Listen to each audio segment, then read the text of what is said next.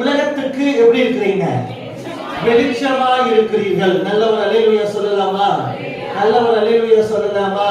நல்லவர் ஆமென் சொல்லலாமா? நீங்கள் உலகத்துக்கு வெளிச்சமா இருக்கிறீர்கள். நல்லவர் ஆமென் சொல்லுங்க. நீங்கள் உலகத்துக்கு எப்படி இருக்கிறீங்க? வெளிச்சமா இருக்கிறீர்கள். நல்லவர் அல்லேலூயா சொல்லலாமா?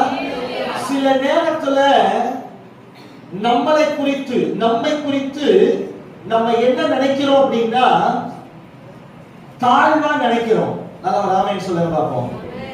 எனக்கு நான் படிக்கவே இல்லை, எனக்கு பாடவே தெரியாது, எனக்கு வசனமே தெரியாது, நான் ஒரு ஏழை, என்கிட்ட ஒண்ணுமே இல்லை, எனக்கு வயசாயிடுச்சு அப்படின்னு சொல்லி ஏதோ ஒண்ணு, எனக்கு இந்த பலவீனம் வந்துருச்சு, எனக்கு இந்த காரியம் இருக்குது, எனக்கு பேக்ரவுண்ட்ல யாருமே இல்ல, எனக்கு சப்போர்ட் பண்ண யாருமே இல்ல, என் மனைவி வீட்டுல எதுவும் கொடுக்கல, நான் கட்டின வீட்டுல கடங்காரனா இருக்கிறாரு அப்படின்னு சொல்லி சில நேரத்துல நமக்கு நாமே சில எண்ணங்களை நமக்குள்ள நம்ம வச்சுக்கிறோம். நல்லவர் ஆமென் சொல்லுங்க பாப்போம்.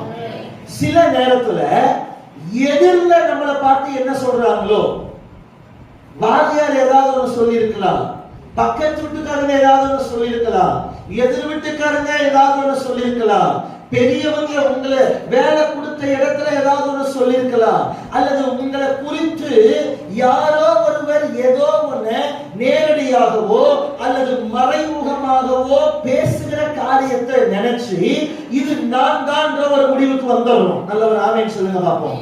நல்லவர் அல்லேலூயா சொல்லுங்க பாப்போம். நல்லவர் ஆமென் சொல்லுங்க பாப்போம். உங்களை குறித்து நீங்கள் என்ன நினைக்கிறீர்களோ அது அல்ல நீங்கள்.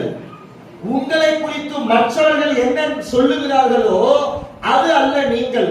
உங்களை குறித்து ஆண்டவர் ஒரு வார்த்தை சொல்லுகிறார்.